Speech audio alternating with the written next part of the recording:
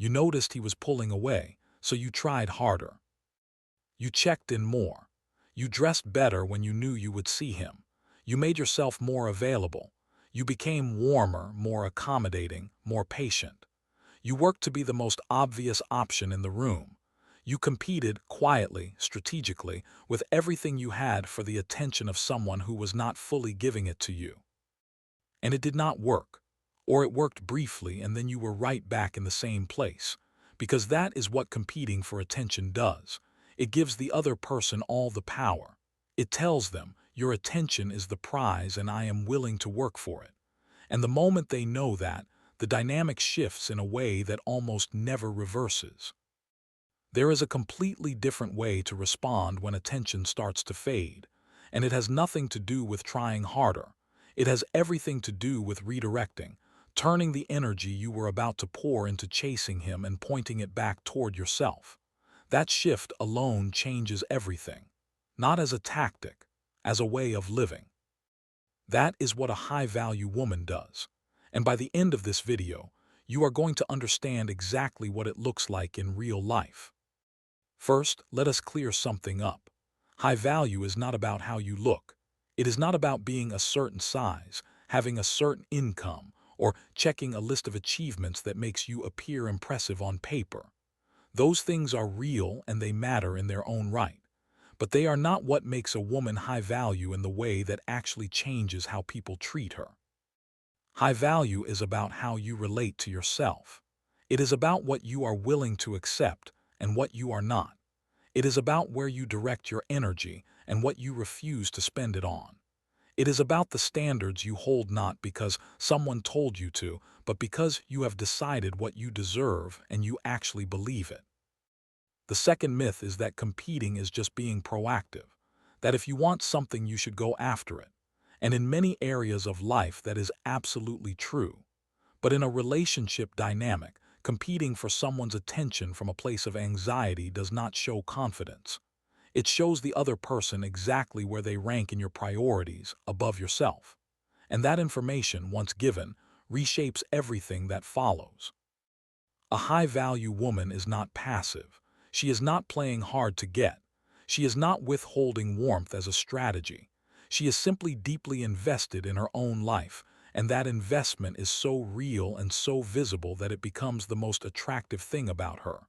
You cannot fake it. You can only build it. Redirecting is not a game. It is not about making him jealous or manufacturing distance to trigger his interest. Those things are tactics. They are exhausting to maintain, and they do not produce what you actually want, which is a relationship where you feel genuinely secure and genuinely chosen.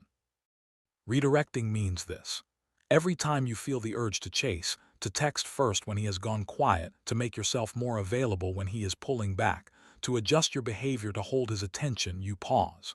And instead of pouring that energy toward him, you pour it back into yourself, into your work, your friendships, your goals, your well-being, the life you are building that exists completely independently of whether he is paying attention or not. This is not about pretending you do not care. You are allowed to care. It is about refusing to let your caring become a reason to abandon yourself. It is about staying rooted in your own life instead of orbiting around his. And here is what happens when you do that consistently. The dynamic changes not because you manipulated anything, but because you became less available to manage his inconsistency. You stopped filling the gaps he left, and people, without exception, notice when the energy they were receiving quietly disappears.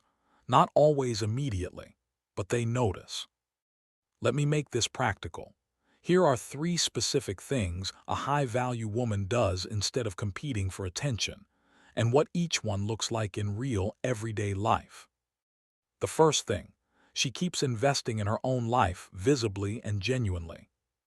She does not put her goals on hold while she waits for the relationship to settle. She does not cancel plans with friends because he might be available.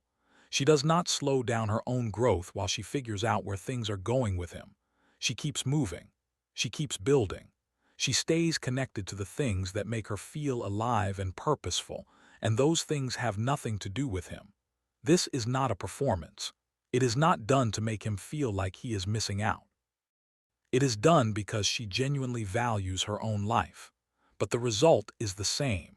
A woman who is clearly going somewhere with or without you is one of the most compelling things a person can witness. You either keep up or you watch her go. The second thing, she stops explaining herself and starts observing. When his attention fades, most women go into explanation mode. They explain their feelings, explain what they need, explain why it matters, explain why the relationship is worth it, over and over, in different ways. Hoping the right words will land. A high-value woman stops explaining and starts watching. She pays attention to what his behavior is already telling her without needing a conversation to confirm it, because actions always tell the truth, even when words do not. She uses what she sees to make decisions, quietly, clearly, without drama. She does not need him to understand her perspective in order to act on what she knows. The third thing, she withdraws her energy not as punishment but as protection. When she senses that the dynamic is becoming one-sided, she does not fight it or cry about it or try to fix it by giving more. She gives less, not as a game, not to make him miss her, but because she understands something deeply, that her energy is valuable, that it is a resource, that pouring it into something that is not meeting her is a waste of something precious that she could be using on herself or on people who actually show up. Withdrawing energy from a situation that does not deserve it is not coldness. It is self-respect in action, and it communicates something words never could, that she is not available for half effort. Here is the thing most people miss about this. You cannot perform high value. You can only live it, and living it means making a fundamental decision about where your attention belongs. Your attention is not a gift you hand over to whoever asks for it most urgently. It is something you direct, consciously, toward what is actually worth it, starting with yourself. When you stop competing for someone's attention and start investing that energy back into your own life, two things happen. First, you stop feeling desperate because you are no longer dependent on his response to feel okay. Your mood, your confidence, your sense of direction all belong to you again. They are not waiting on him to show up. Second, and this is the part people find hard to believe until they experience it, the right people notice. The people who are genuinely worth your time are drawn to a woman who is not chasing them. Not because they like the chase, but because a woman who is not chasing anything is clearly someone who has something worth staying for. You are not competing. You are not performing. You are simply living your life so fully and so genuinely that anyone who wants to be part of it has to show up for real. That is the redirect. That is what high value actually looks like. If this video made you realize that the energy you have been pouring into competing for someone's attention could be going somewhere far better, start today. One decision, one redirect. That is where it begins. If this gave you something real today, hit the like button right now. It tells me to keep making videos like this, the honest ones that give you something you can actually use. Subscribe and turn on notifications so you never miss the next one.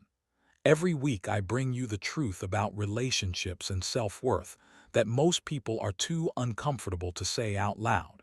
You deserve to hear it every single week. And drop a comment below.